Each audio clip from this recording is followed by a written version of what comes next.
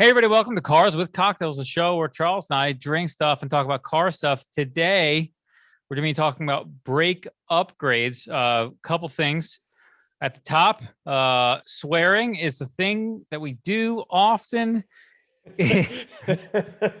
I'm glad we finally got like that disclaimer out very early on. So if you're watching or listening with the kiddos, you might want to hit pause, give them the iPad and send them out to play Minecraft while you listen to some version of adults using potty words. Yeah. And I find this, maybe we should say this, because I think this is kind of like probably a cultural thing, depends on where you grew up or whatever, but like, this is the way I talk as a general human being. I have seen your movies. Yes. Haven't you seen my movies?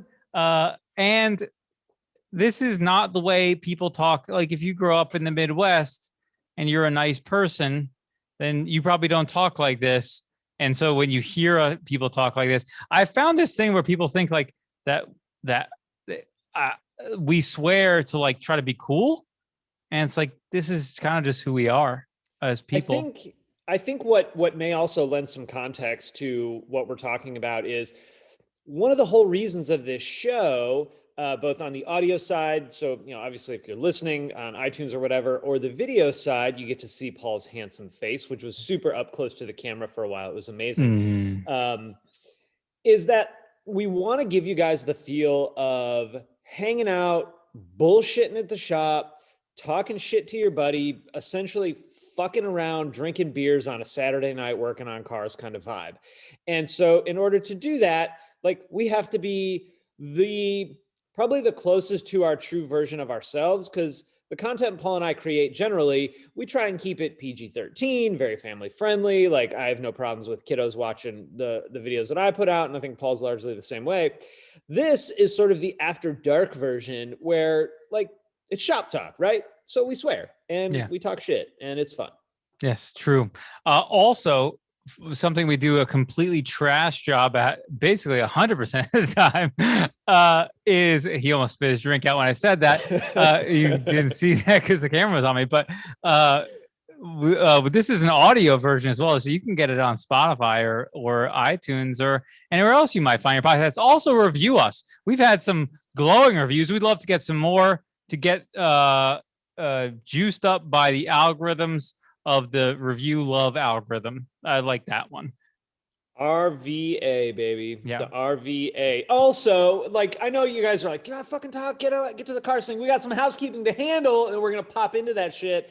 Paul and I, in the tragic list of things we've done a shit job at, picking drinks is also one of them. So what we decided to do is essentially leave it to you guys. Throw out some drinks down in the comments. Paul and I will pick, kind of the one that works for us. There's some shit we don't like. If it has extra Campari, go fuck yourself. Yeah. We ain't doing that shit. Unless you have an amazing Campari drink, because doesn't exist. There's so much bitterness I have related to that stupid $40 bottle of alcohol that I feel compelled that something must not taste like shit with that in it. And I don't know what it is. If we could substitute like something in the Long Island iced tea, because like it's just so much alcohol, or something like that, great. But I would say give us either your favorite drinks or ones that you find are interesting or surprisingly good that maybe you thought would suck. I think that would be super fun. So on the drink topic, though, you guys may have your mind blown. I'm drinking a gin and tonic because I didn't feel like putting any effort into it, and I really like gin and tonics. He does. I'm drinking pond water beer as Charles puts it, which is fish tank water. Oh, Close. Sorry. It's not beaver asshole or whatever is. So let's shove all that shit. Y'all know what the score is. We appreciate the feedback on like pick a fucking car topic, talk about that shit. So we're on that. Some really rad stuff coming down the road in the VW Audi world, VW more specifically, with EV and the new Mark 8 stuff coming out. We'll get to that a little closer to when that stuff hits the road. As you can see, I got a Beetle, which is the first fucking Beetle I've ever had in the shop. sitting behind me. That's for a TBD project. But today, the main focus is going to be one of my favorite things to talk about in the car upgrade world, and that is brake upgrades.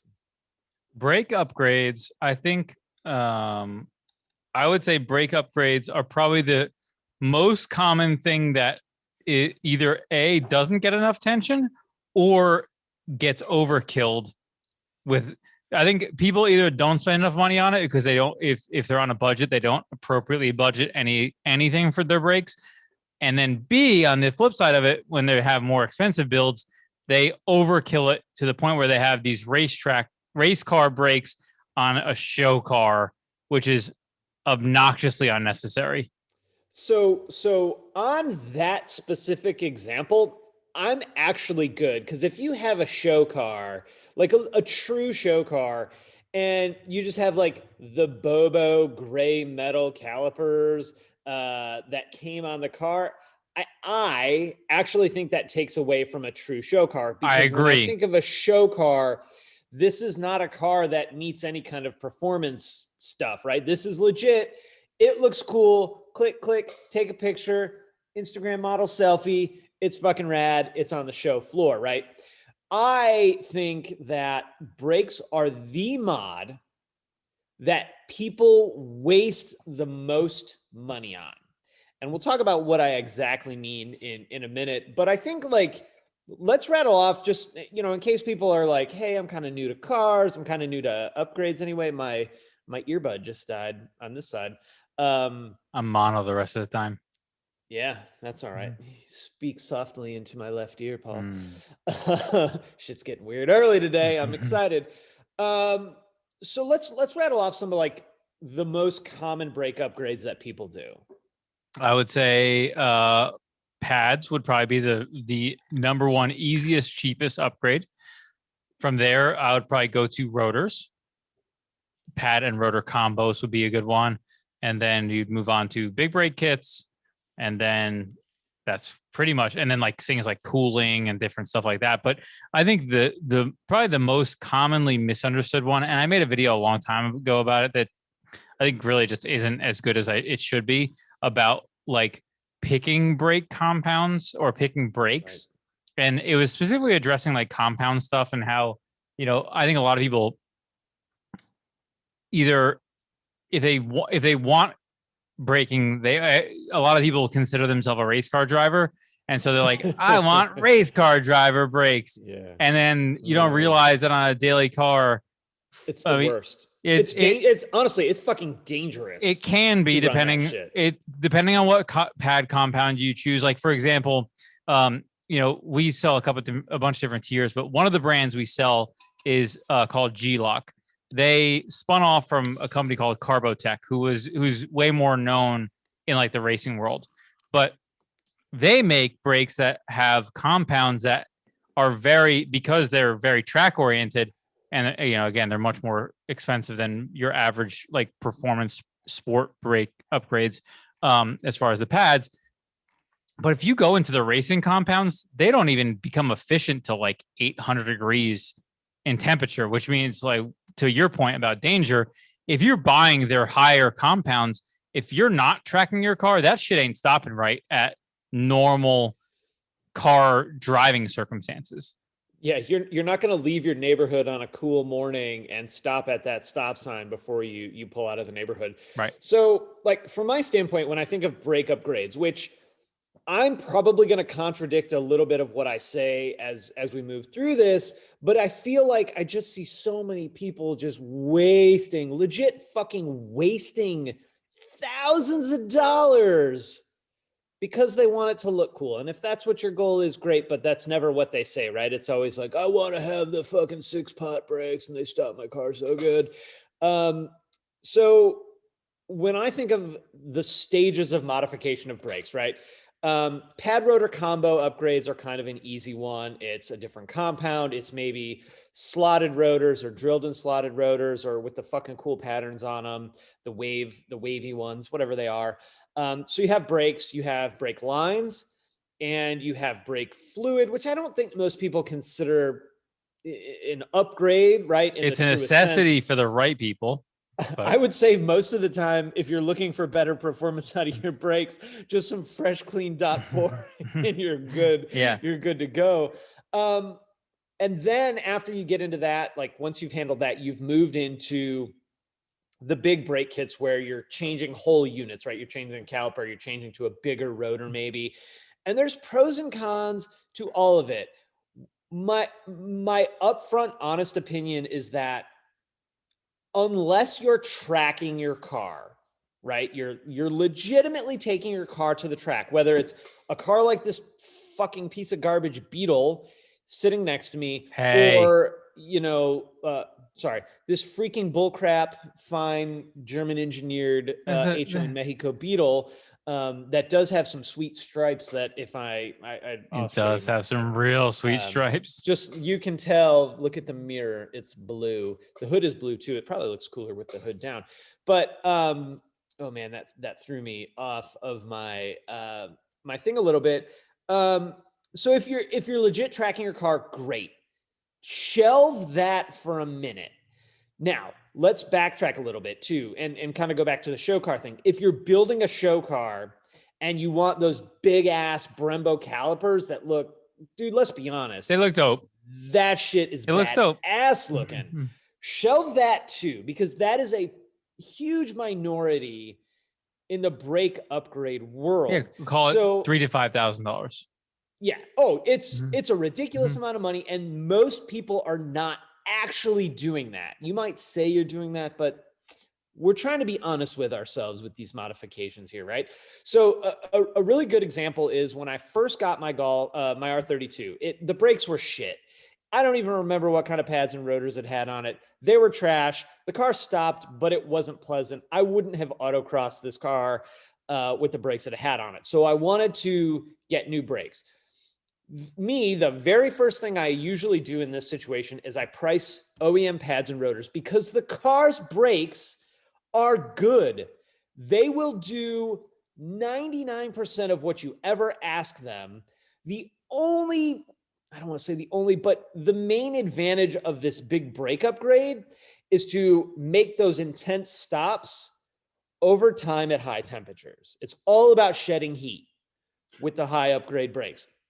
So I priced pads and rotors all the way around, and it was like at a discount from the dealer, like $800 fucking dollars. R32 brakes are really expensive, yeah. Just for pads and rotors, right?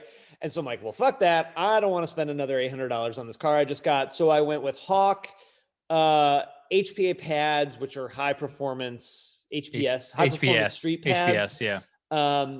And Stop Tech slotted rotors. And after like doing fluid and putting brakes, and I did steel braided rears and fronts. I did it all the way around. The car stopped really, really well. I ran those for a season on autocross. They did fine. I think the Hawk pads, actually, I think that Hawk pad is a really good pad, especially because you're talking a brake job that cost me $350 versus $800 at a discount.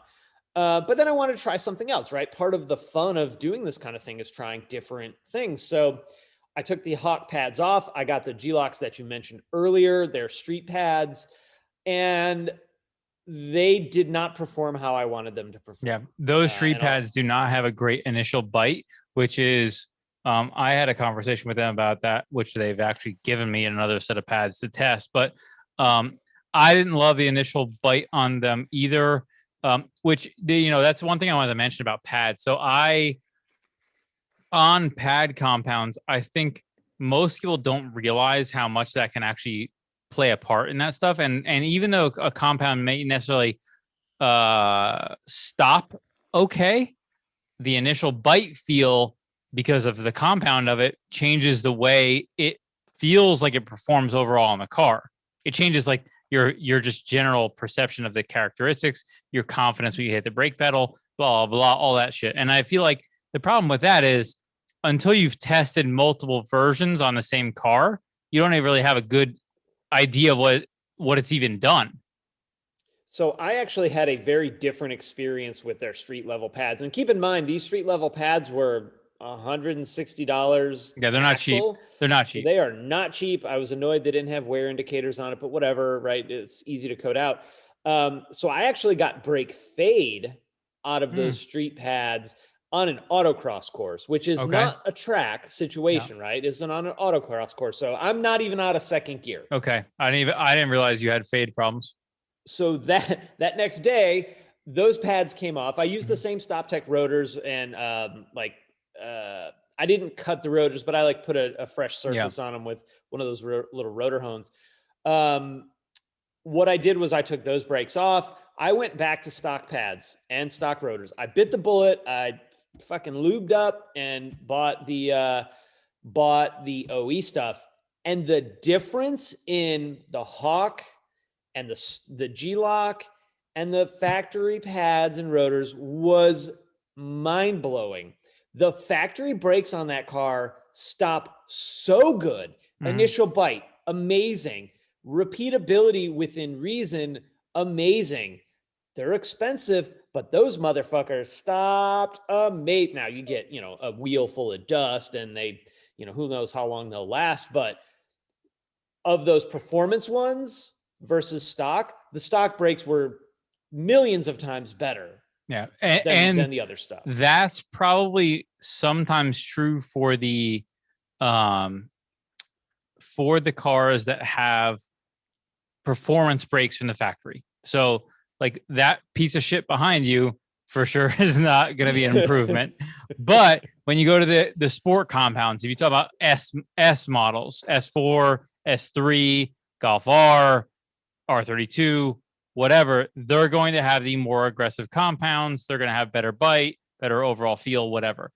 When you go to these other cars, that's going to be less likely that you're going to have that feel. Now, the other challenge is, and I can tell you, and the TTS brakes that are on the all track, I had G-Lock. We had G-Lock R12s, which is like a race compound for tracking. We didn't leave them on, obviously, full time, but they have a very good initial bite too, and they're very strong pads.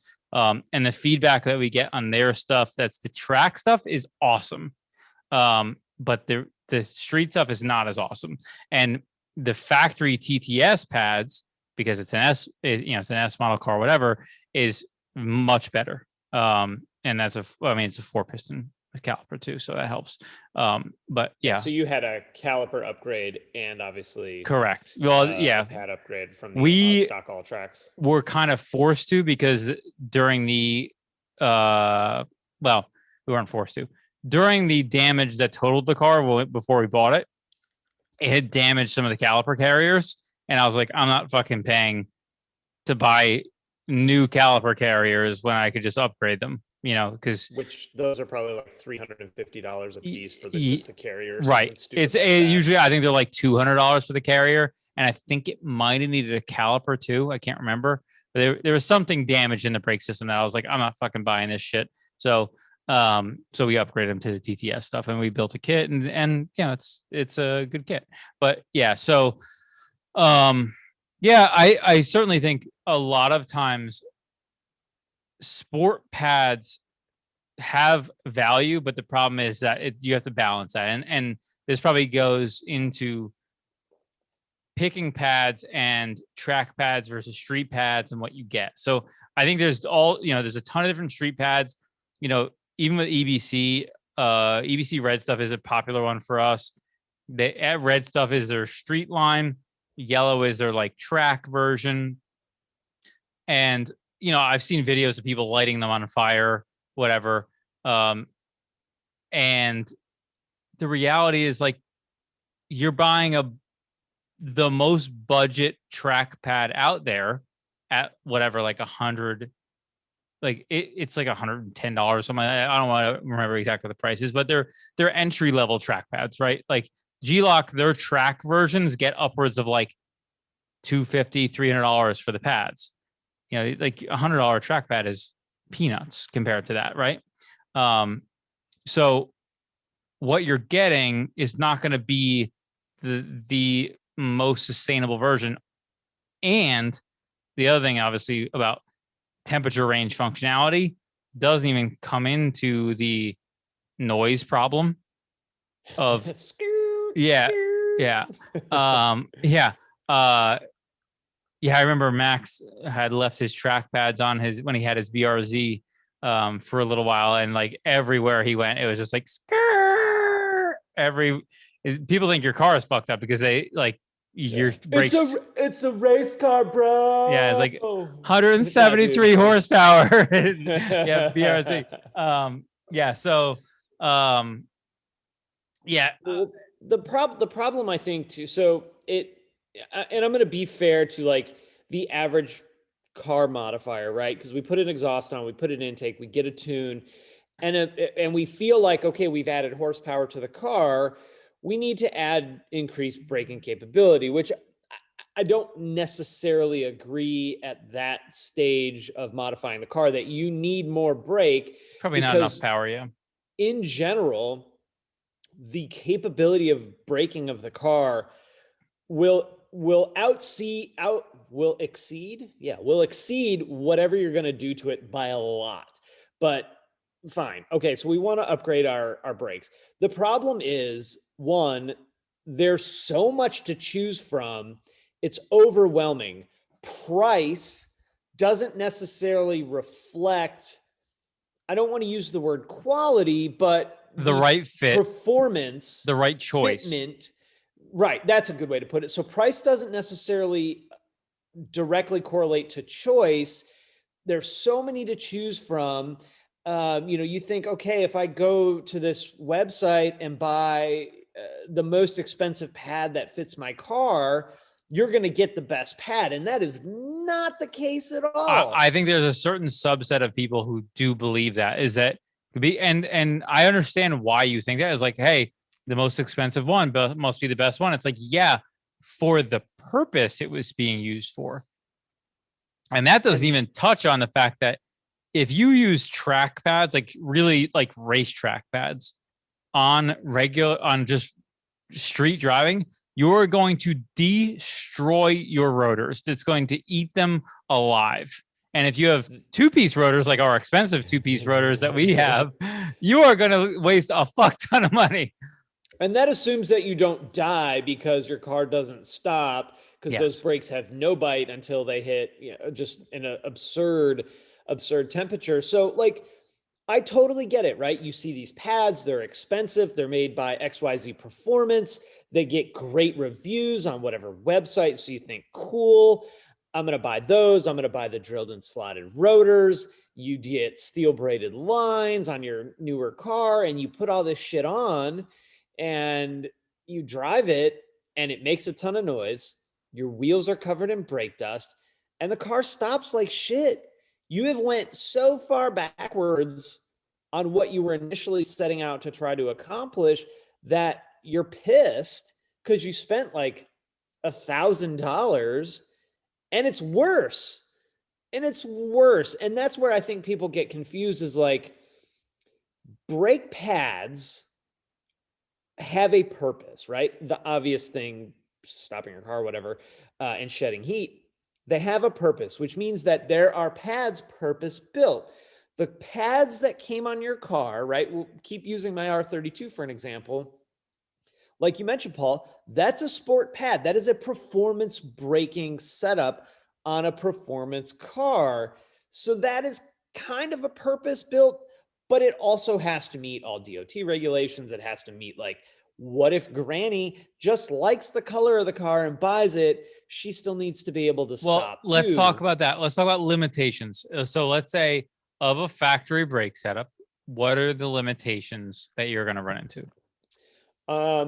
Honestly, the repeatability at high temperature is probably the biggest one, which most people will never, ever get to that point. So the biggest concern is brake fade, right? Brake fade, which is basically if you get your brakes hot enough, they will not stop properly, because the way brake compounds work is they're supposed to operate within a certain temperature range. If they go outside of that range, they will not stop properly. So if you get your brakes too hot on the stock ones, you'll hit the brakes. and it won't go to stop. That's assuming you've been like on a track on and off hard on the brakes. So in that circumstance, you will have what's called brake fade, where you go to hit the brakes, it doesn't stop.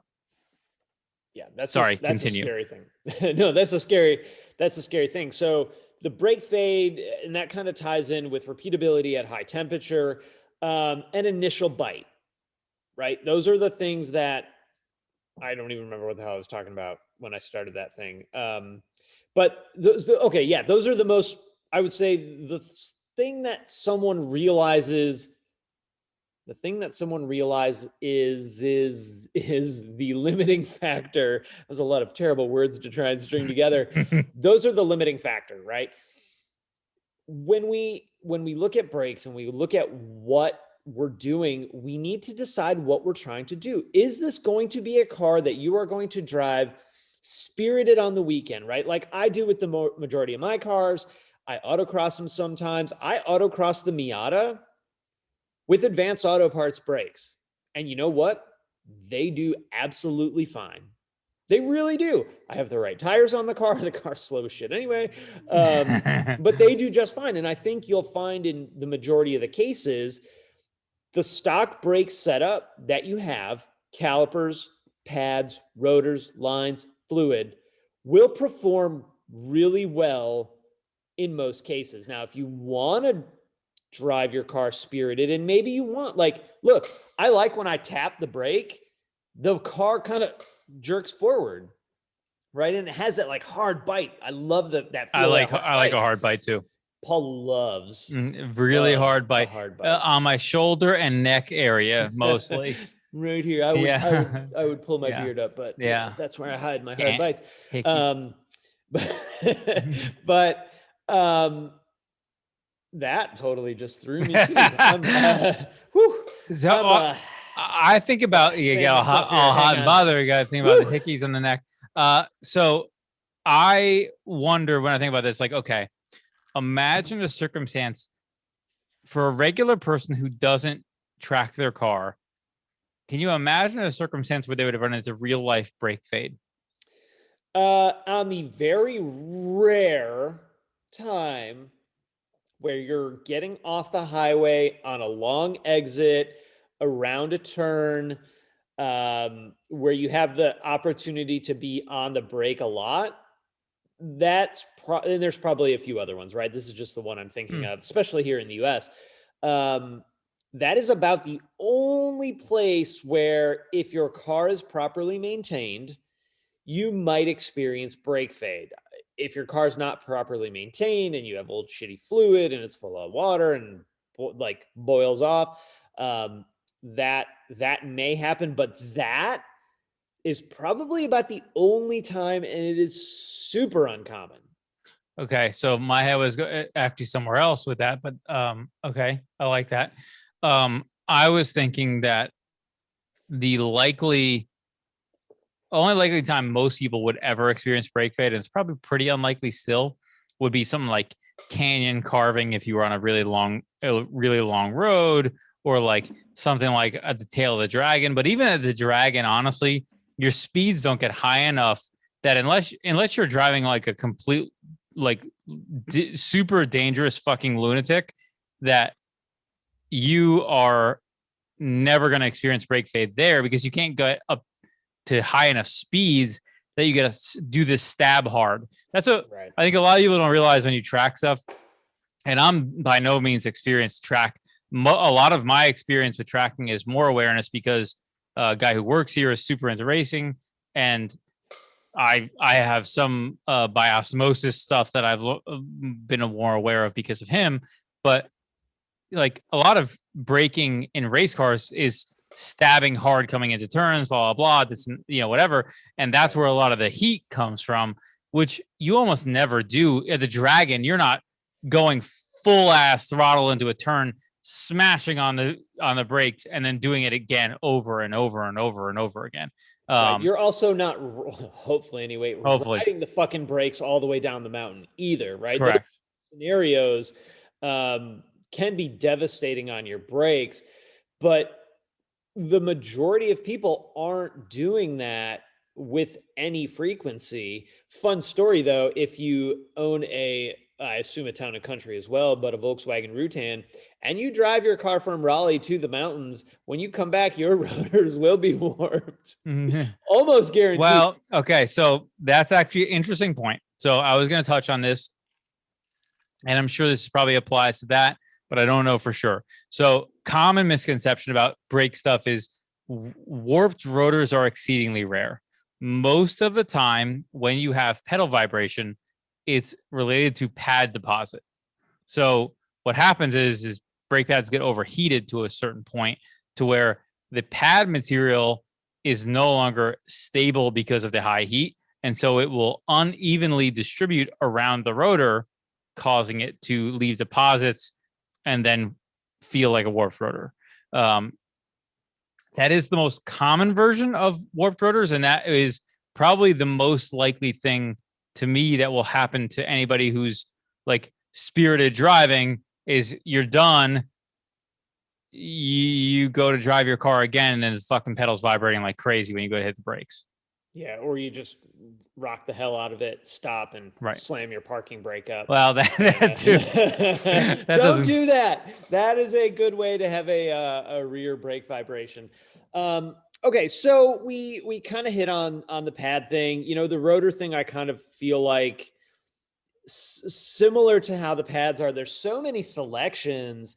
And, you know, there's been all kinds of testing done. I know Engineering Explained has done testing too, where like, if you're not trying to shed heat repeatedly to where a slotted rotor might help, the stock rotors on your car are probably good. They don't look sweet though. They don't look sweet. Hey, look, dude, and here's, you know what? Here's part of the problem I have, and I feel like I'm just shitting on people upgrading their brakes, but I really don't mean to. I think a legitimate brake upgrade is great, especially when you know what you're doing and why you're doing it, and you don't just buy fucking track pads because they're Johnny fucking cool guy. Johnny race car driving Johnny race car brake pads. God legit, damn it, Johnny. Fucking Johnny fucking brake pad. If you track your car, right? This is what to me it boils down to. If you track your car, you have a set of track pads. When you go to the track pads go on your car. If this is also your daily, when you're done on the track, the fucking track pads come off and your normal brakes go on. And I don't think most people do that, but you should do that if you track your car. You absolutely 100% should. You really technically need separate rotors too, but for proper bedding and blah blah whatever else. But like, if you got track car money, you should have money. That shit ain't cheap. Yeah, your car is gonna break. And this may be a whole different episode. Is people understanding the implications of tracking your car or even modding and heavily driving your car, because I think that's a whole different thing. Is I think people have this misconception like, oh, this thing fucking broke and it's shitty. It's like, no. Do you know that race teams bring loads of spare parts to the racetrack with them in a fucking trailer? They spend tens of thousands of dollars on parts that they bring with them. Why do they do that? Why? Because racing cars breaks fucking cars all the time. I mean, the number of failures that happen during racing cars is so many. You have to be able to work on cars to race cars, period, or pay somebody to do it. Like, I know people in that industry who get paid, who are like technicians or technician adjacent now, and they get paid to travel with people to racetracks to help them fix their cars. That's their job, basically. Yeah. And I remember as a kid, I got my first remote controlled truck. It was like a Bigfoot truck or whatever. And dude, it was such a cool thing. And no joke, this is not an exaggeration. Every fucking time I drove it, I broke something. Every time. Every single time. A servo, a ball cup, whatever it was. I almost feel like if you're racing cars and you're not breaking shit frequently, You're doing something probably wrong. not driving your car very, Yeah. very hard. You're driving like a Nancy boy is what's happening. Yeah, I mean, I know Max. Max told me about a time that they were driving a car and the ball joint broke while he was driving. Like, imagine being on a racetrack and the ball joint breaks. Just so you know, that's the bottom of what holds your entire car up. So when that breaks, there's not a lot holding your car up in that particular place. So it's you terrifying. Hope for the grass and not the wall. It's exactly. It's bad news. But so like kind of circling back to brakes, we see all these selections and we see these pads and we see these rotors, right? And it doesn't do what you think it's going to do for overall performance. Brakes, in my opinion, are purpose built. Some hit a lot, like some hit the range better at a 7. Yeah. Mm-hmm. Some do race car stuff at a 10. Some are good stopping, low dust, low noise, great. If you are looking, and I feel like I'm not jumping to the end because I have more to say, but I just want to put this out there now. If you are looking for an upgrade to your brakes, street car, sport, you are looking for sport brakes. That's it. Perfect way to say it. You do not need 6-piston calipers on your Golf in order to stop the car properly. The stock brakes with good fluid, a little bit more aggressive pad. Stainless lines are good because it'll change pedal feel and whatever else. For me, man, not huge. I'm not sold on the whole stainless steel line. And look, I have them on a couple of my cars, so I'm not completely shitting on them. My thought on that, because I have never seen true testing on it with actual like pressure gauge on the end of the line comparing difference. And here's where I think people find that this really does change. Because look, the butt dyno is fucking real.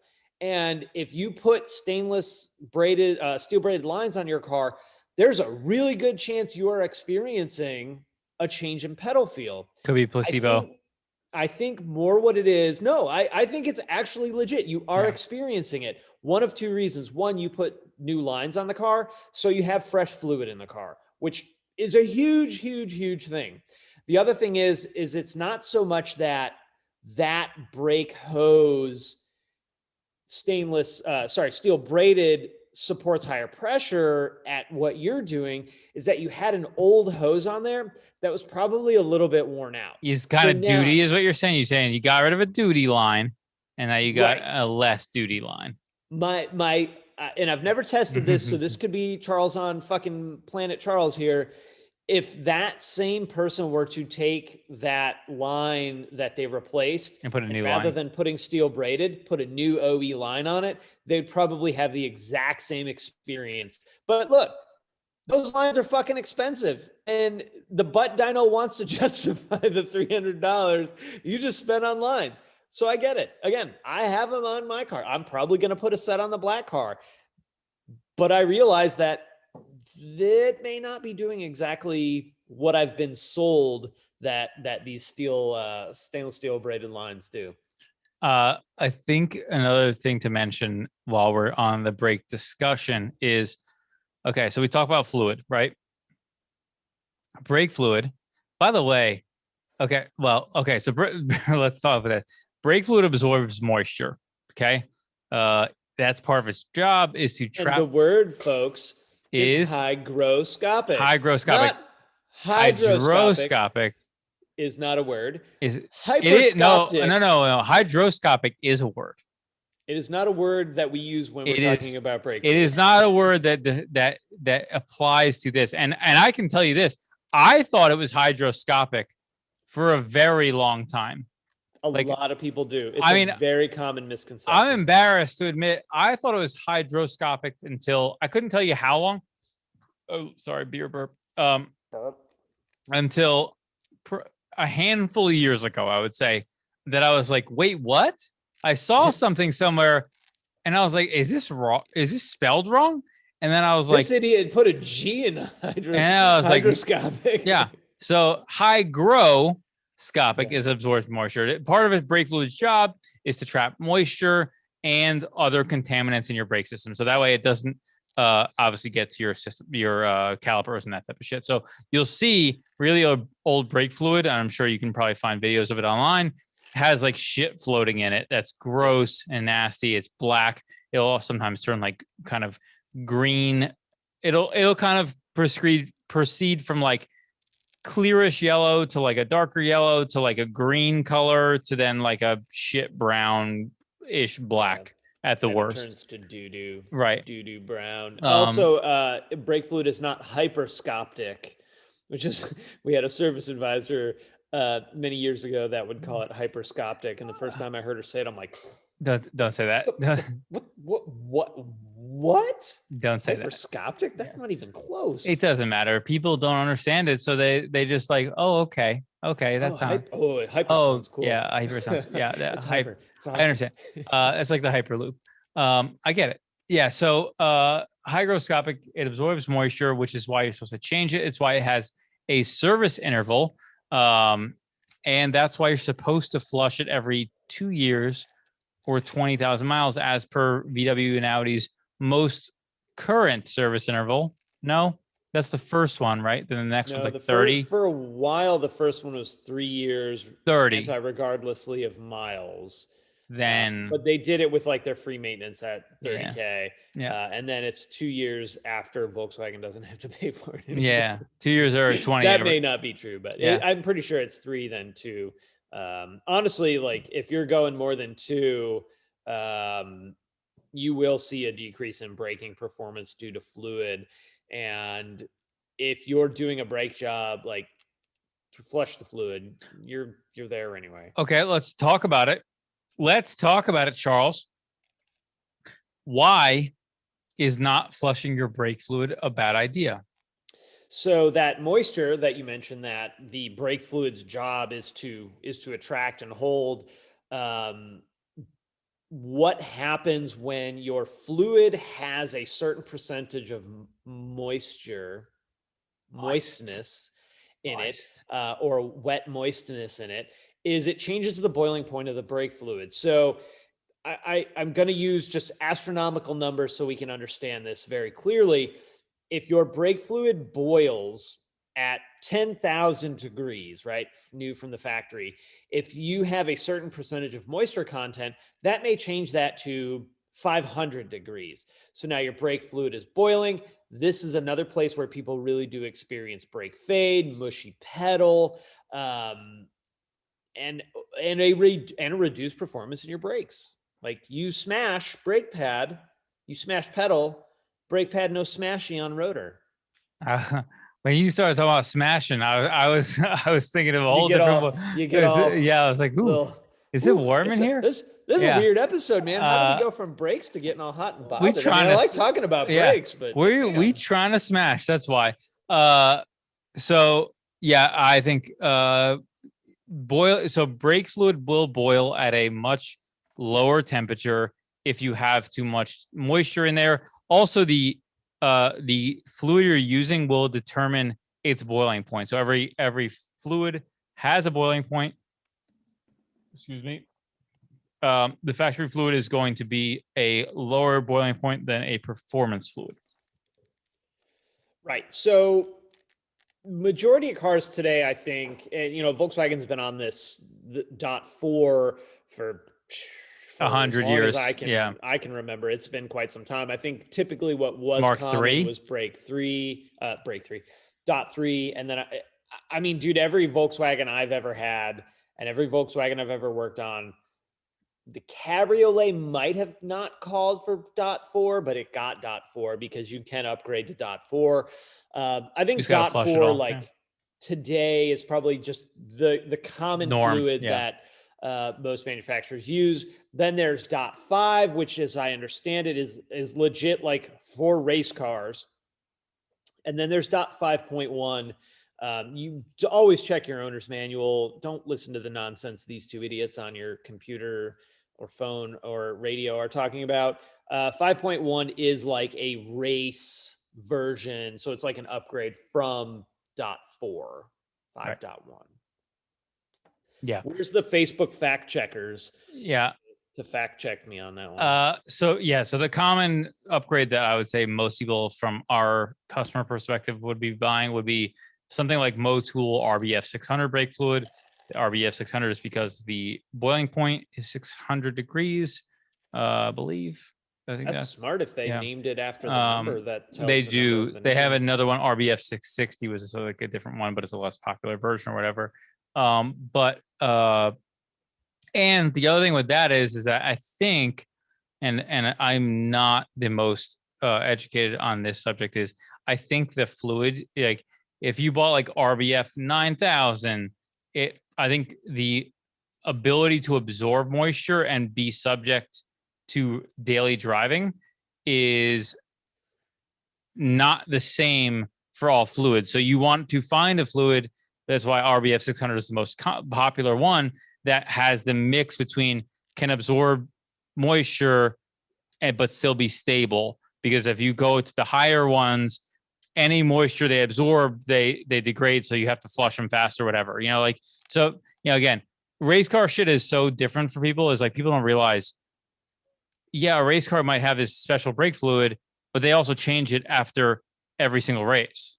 Yeah, they take it home after the race on Sunday, and the brake fluid gets flushed. Right, they tear down the engine, they tear down the transmission. Like our neighbor, obviously, you know this because you've been here before, but our neighbor next door to us builds transmissions specifically for NASCAR. They do a bunch of other type of contracting, whatever, but they work on transmissions for race cars. They have tons of transmissions that they're burning through every week that come from race teams. They get built every single week. Right. And the reason why is because they change them out every week. They go through all the gears, make sure they're good, whatever. I mean, the one of the race cars that the guys on Max's team used to use had a sequential gearbox, and it was a Porsche, and it had, I think, how many? God damn it!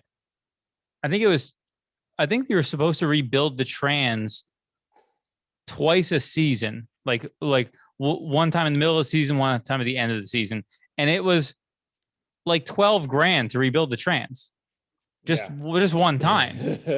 So when you come at it with that mindset of, if this was a true race car, it gets flushed every week, right?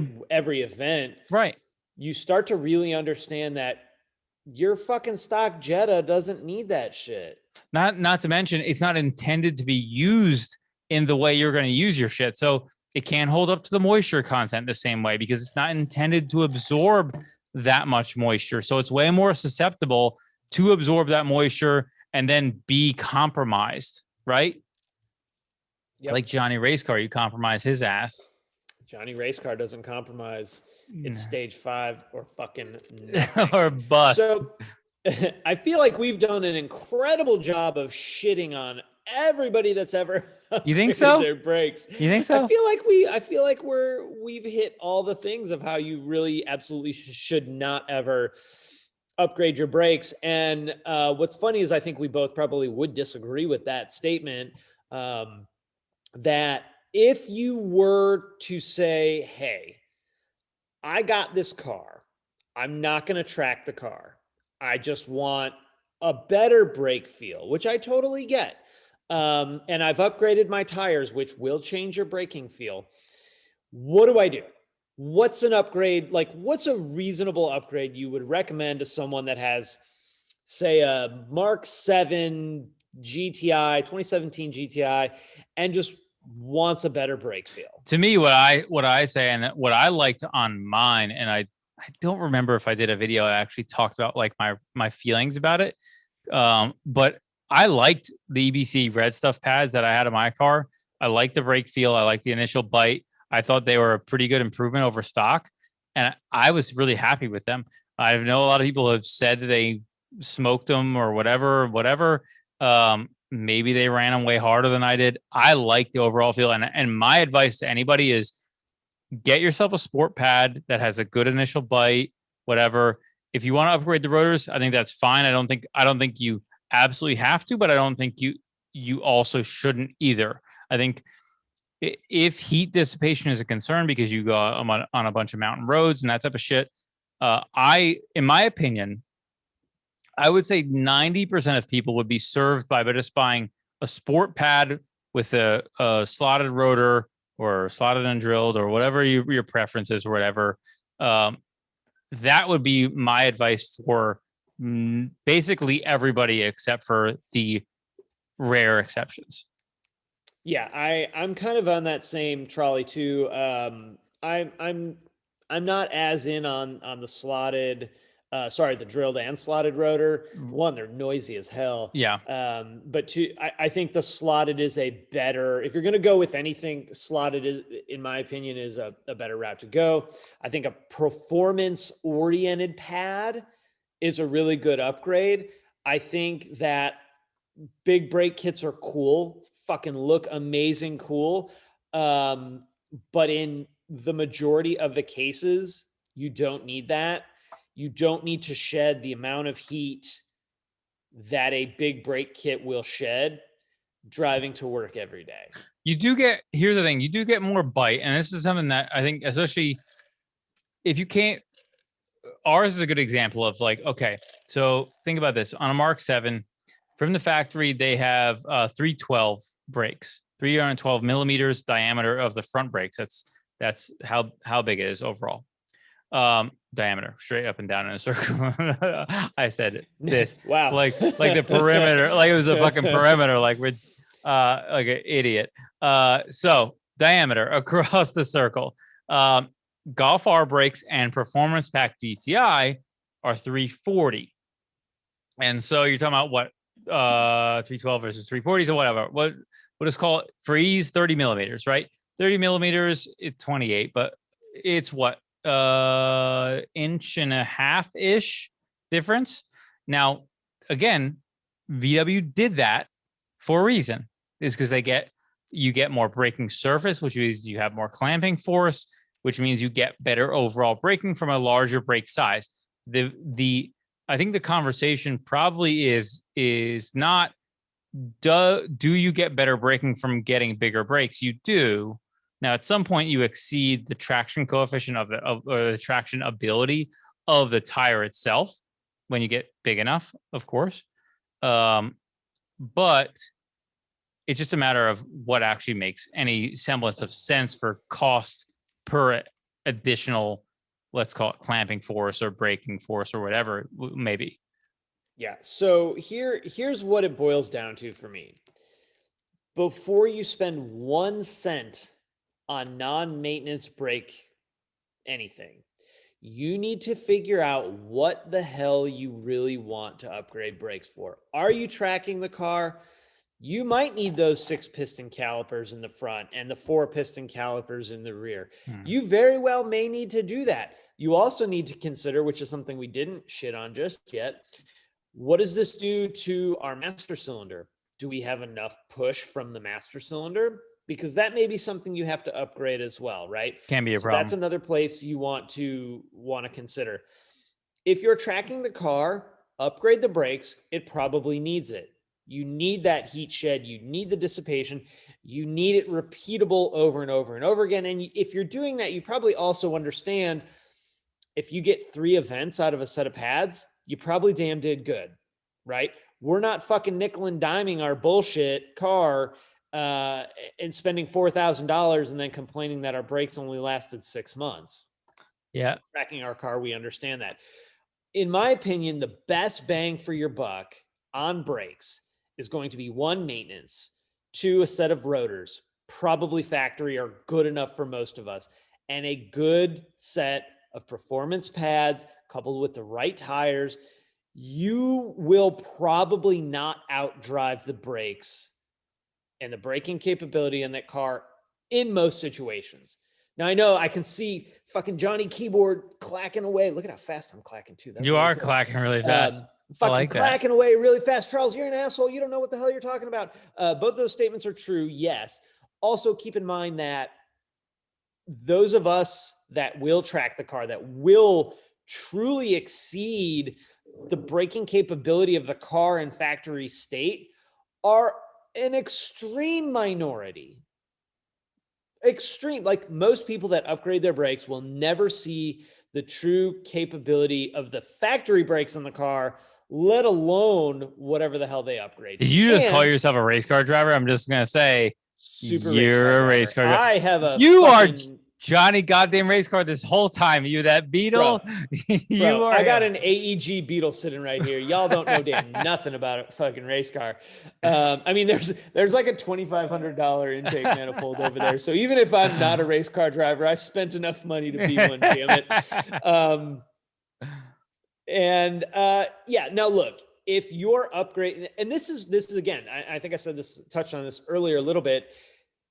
And I just want people to be honest about the reason that they're upgrading their brakes. If you want to do that because that shit looks fucking cool, do it. I have full support because I agree. That shit looks fucking awesome. Just be honest with yourself about it. Just be honest about it. Don't try and sell people on that you're getting this fucking amazing brake upgrade. Be careful. 70 piston calipers on your shit. Now no wheels fit your car and your car stops like dick. All for performance brake upgrade when you just wanted it because it looked cool. That's the one thing I would say be careful of is if you're doing a big brake kit that's like a 6-piston caliper setup, whatever, make sure that a street compound is something that you can do because you don't need a 6-piston caliper setup that then turns into you only have track compounds as options, which are going to destroy rotors and just torch them left and right. And on top of that, you also won't be able to actually stop properly on a cold fucking day. If you live in like Chicago and it's 28 degrees out, which is like a normal day in November in Chicago. But that did make me think. I think we didn't touch on much to explain the idea about piston sizing. So and master cylinder. Now here's what I want to start with is that master cylinder upgrades are very rare. And when I say very rare, I mean basically nobody does them. Nobody does them because it's not really like, oh hey, I'll just bolt on this one and it will be perfect. No. It's almost never going to work that way. It could. There could be like a factory option that's similar car. You could just bolt it up and it's an upgrade. Cool, maybe. But basically, you have your piston size. Let's say the master cylinder is like 1 inch around. That big. Is it? This is getting weird. I think. I just want to see where you're going with this. And then you have your factory brake caliper. It has a single piston. Almost all of them are single piston calipers. They slide back and forth on the rotor, and that's the way they work. They have, let's say, a 2-inch piston. So there's your 2-inch piston, like this. Okay. Now, God damn it, you smiling. I love this. Then you go into let's say a 4-piston, right? So you're going to get 4 pistons. They're going to be smaller. So you have 4 pistons. They're all 1 inch. Now, if you have 4 pistons that are 1 inch like this, they're the collective amount of piston you have to push is now larger than the original 1 piston. So if let's say you just went from a 1 single 2-inch large one to 2 1-inch ones, okay, even Steven, it's a wash. So what he's saying is if you upgrade that and you have more piston to push with the fluid, it requires a larger ratio from the brake master cylinder itself, which is where you run into issues. So that's actually why, funny enough, on our upcoming project that I was going to do a rear disc conversion because I don't want to fuck with it, I opted not to because I've heard that if you upgrade to rear discs and you slam on the brakes, it locks up the rear brakes because the proportioning valve gets fucked up from the additional clamping force that happens in the rear, and then you end up spinning around. So I didn't fuck with it, and I'm just gonna be putting all new drum shit on this car because of that exact reason. Hey, drums can stop really well. So circling back on the fluid just a little bit. If you're thinking, I have no idea what the fuck Paul was just talking about, because sometimes with this kind of stuff, for It's me anyway, it's hard to hard. listen to Hmm. and really understand it. Without So a what you want to visual. do is Yeah. research Pascal's law, and that will kind of give you an idea of like the fluid movement, the ratio of piston, how, you know, a bigger piston moves slower, a smaller piston moves faster, but distances change. So look that up, and that'll kind of get you a little bit clearer picture maybe of that if you're twisted on Are you saying my um circles no didn't help? no They, your circles I was, were mad I was doing all love, kinds bro. of like this kind of stuff, You and did I a was great like, job. You did a great job, but okay. look, here's the thing. Not everybody's watching, they're also listening. So Oh, that's a good point. we also want Oh to shit. keep those hombres in mind. That entire segment was terrible for iTunes. Cut. I'm sorry. Slice it. God damn it. Dang it, Paul. We just asked them for reviews. Yeah, and now they're gonna give you shitty ones. Motherfucker was talking about some shit. He's like, look at this. And I'm like, I'm listening. How the fuck am I gonna look at that? Yeah. But look, this is all things that you can run into. You mentioned the proportioning valve issue. The problem now too with modern cars is proportioning valves are built into ABS modules. So you don't have the little twisty screw you can adjust. I ran into an issue with my Mark III that I put, I think they're 4-piston Willwoods in the front, and I did not upgrade the rear. And I had, when you jab the brakes hard, the rear wheels lock and the car slides side with the ass end comes around. Super fucking weird in a front wheel drive car. So I either have an ABS module issue or the disruption of brake bias, meaning how much brake is actually being done in the front, which is roughly 70% of your braking is done in the front, which is why your brakes are quite a bit bigger in the front, versus the rear got twisted. So now the shit's just like all messed up. So maybe a rear upgrade, in my case on the white car, would fix it, or it'll make it 100 times worse. Maybe I have an ABS module problem. Older cars were great because you did have a legit valve, or you could replace the factory non-adjustable proportioning valve with an adjustable one where you could change that and you could dial that in. Not a fun thing to do when you're like, okay, let's drive and see. Let's see if it locks up. I'm dead now. But all these things play into brake upgrades, and I worry that people don't know this and they don't do this. They buy the shit that looks cool. And look, I said it 100 times. Shit looks cool. I love it. Without truly knowing why they're upgrading. And I think when because I feel like I get real fucking salty about brake upgrades. And that's my big thing is you're trying to raise everything and you get to a point where you can't bring the whole package up. You have to sacrifice. Noise and dust go up. Brake performance goes up. And I want people to have safe fucking cars, man, and not spend $6,000 on brakes they don't fucking need. Yeah, I mean, I think brakes is probably the one place where people, I would say, it's probably one of the few mods that I would say people end up spending money irresponsibly.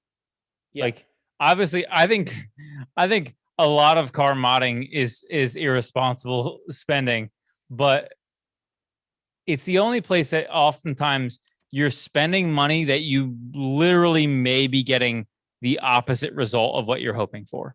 Yeah, often and easily getting a decrease in performance for a lot of money. Right. And you know, decreasing performance in the way that you're going to use the car. So you get a 6-piston brake setup is generally not going to be intended for street use. It's not geared towards it. It's going to be more geared towards track use because that's what they assume you're doing with the car. Especially not on a lot of the cars that we deal with in the VW Audi world. Now, like if you got this big Hellcat fucking 6,000 pound car. I have no idea what a Hellcat weighs. So if it's not 6,000 pounds, it probably is 6,000 pounds. That's a big ass heavy It's a car. land yacht, and it might as well be the Titanic on wheels. But it does have a lot of the same horsepower. traction as the Titanic too, because damn, it's easy to kick that thing out sideways. That's a whole different ballgame, right? If you got a big truck and you're towing is a place where I actually think a brake upgrade makes a lot of sense. For sure. The majority of us, we're talking about our Jettas, our GTIs, our Golfs, whatever. I love brake upgrades. They look cool. I love a good pad. I love that, man, when you when you stab that brake, the car jerks forward. I like that feeling in a high performance situation. Just make sure you're doing the responsible thing with your brakes, please. And maintenance over mods all the time, every time. And factory shit, especially if you drive a sport model, Golf R, R32, S-Line Audi, they're probably good enough. Yeah, yes. Most brakes on a car can be solid, especially the sport ones, but also improved braking feel and like really high performance brakes feel awesome. I agree. I can tell you the first time I drove in an Audi R8, I almost put myself through the windshield braking it because of their hard braking. I completely underestimated how quickly it would stop relative to average cars, and it stopped about half the distance of what I expected it to stop at. And that's the way it goes. So there can be the Jetta hybrid will also do that too. So that's because it's not going very fast. Just that's fine. Regen brakes. Yeah. I think that's an episode. I feel like that is an episode. Brakes, guys. We did it. Drinks. Let's talk about them. Cool drinks, interesting drinks. Let's not do gross drinks because like gross. Yeah, I'm not doing that bullshit. We're not gonna do gross, but like give us some cool shit. Give us some neat shit. We're gonna try it. That's an episode. Yeah. Bye. Bye.